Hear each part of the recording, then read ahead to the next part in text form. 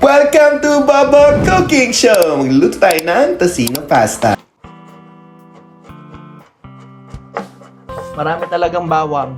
Ano tayo ng aswang eh. Papatay tayo ng aswang.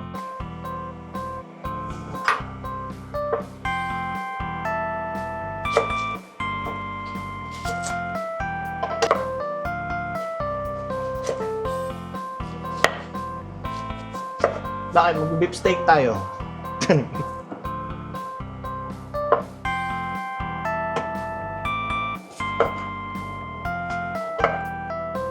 Fingerin mo, be. Yan.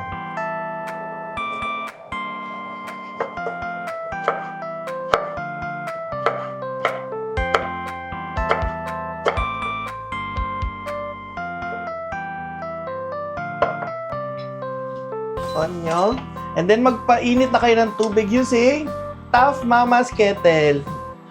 Kaso yung akin, tugs. Tugs lang siya. Tugs. Tugs. Diba? Ang bilis init. Keti pasta gagamitin natin. Evenly distributed yan sa lahat ng direksyon. Pwede yun namang hindi sundin yung instructions ko. Hayaan nyo lang siya. Pag nagluluto kayo sa ganitong kawali, for those na wala masyadong kawali, hayaan niyo siya lumambot, and then habang lumalambot siya na lumalambot, tulak siya ng tulak lang. Tulak ka lang ng tulak para magkasya sila lahat. Or better yet, kumuha ka na ng malaking kawali. Yan. Diba? Kakasya yan. Tiwala lang. Diba? Pumapasok na sila lahat. And all the... Ah! Init. Kunin natin ang... Lo! Charik. Ang abo ng lolo ko. Kuha kayo dyan. Lagyan niyo yung siko niya. Ito yung tadyang niya, oh. Ayan. Thank you, Lo. Maalat-alat pa. Ba't kasi ito naisip na lagyan, no? Diyos ko. Oh, galing pa yun sa vegan. Nag-content ako to. Nagkuha ka ng tong from Masflex. Char. Trending na naman. Oo nga. Kawali ko pala is from Masflex. Share ko lang. Kita niyo tong pasta na to? Pagka ganyan na itsura niya, hindi pa okay yan. Yan. Pagka ganyan na itsura niya, kumuha ka na ng pasta water kasi mauubusan ka. Kasi mas maganda, mas makapal. Pampasos natin siya mamaya or pampalapot.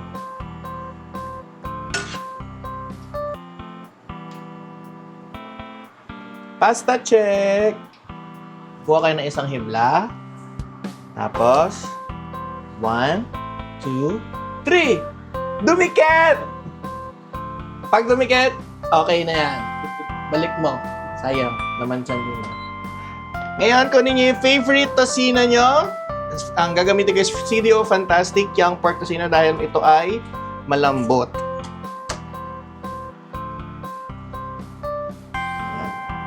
Simutin nyo. Kasi hindi tayo mayaman. Binayaran nyo bawat sentimo ng sabaw niya.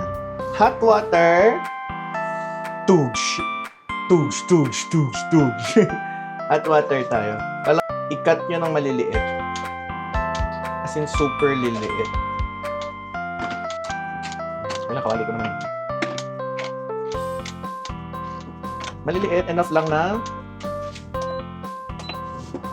bite size. Ngayon nyo muna siya mag-render. Surrender. Ayan. So, pagka na-reduce na yung tubig, enough na nagbabubble-bubble, igigilid mo na siya. Dapat may konting water pa din. Kasi pagka hinayaan mo maubos agad yung tubig, nagka-caramelize agad siya. So, ngayon kukuha ka ng oil. Yan na nga sinasabi ko, nagka-caramelize na. Lagay ka dyan ng oil. Garlic. Onion.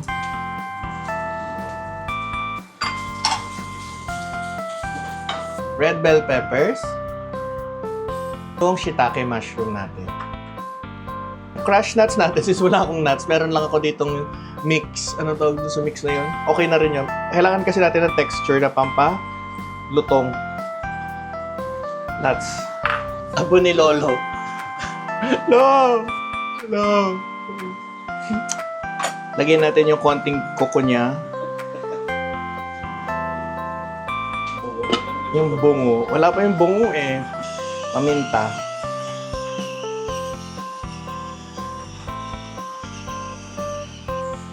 Yung nagwa-brown-brown na. Ayan yung pasta water niya, ilagay niya na.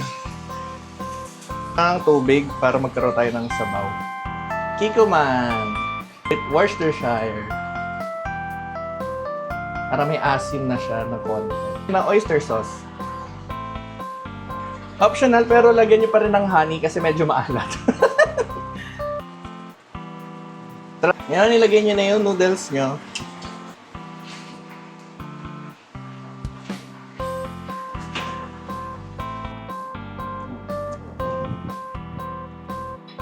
And ayan na siya.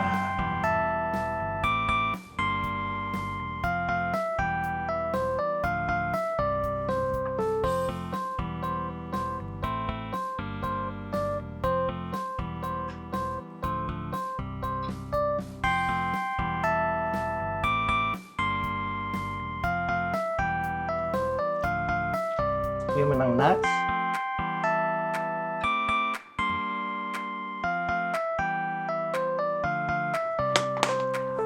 Wonderful! Meron ka ng tocino pasta. So, tikman natin. Diyos ko. Ginawa ko siyang savory kasi matamis na ang ang tocino. So, kasi pag ginawa ko siyang cream, baka ma-overpower naman ng, baka hindi bagay. Doon, matamis naman yung carbonara ng Philippines. Pero ayoko ng cream base, parang, tapos, pag ginawa ko namang red sauce, baka maging, baka hindi malasahan yung pagiging tocino niya. So, ginawa ko na siya savory. So, medyo inspired siya kay Charlie Chan. Pero tikman natin if tocino makes a difference. Ayan.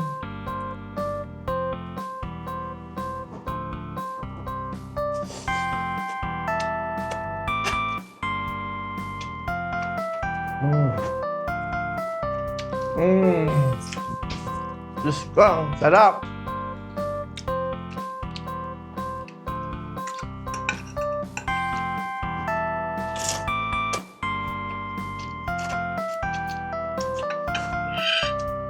I-try nyo. If you're into Asian type noodles na savory, sweet, umami, salty, this is perfect for you. Alam mo yung tipong hints lang ng sweetness coming from the tocino, tapos salty, sweet, crunchy, yung nuts, nagbibigay ng texture, and yung mushroom, nagbibigay ng earthy notes, and yung chewy texture, sobrang sarap.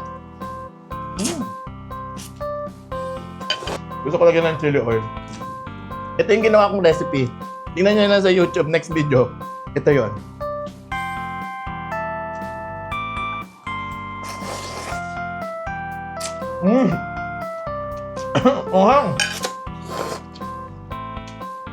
Perfect. Masarap sa may chili oil. So, yun lang. Bye!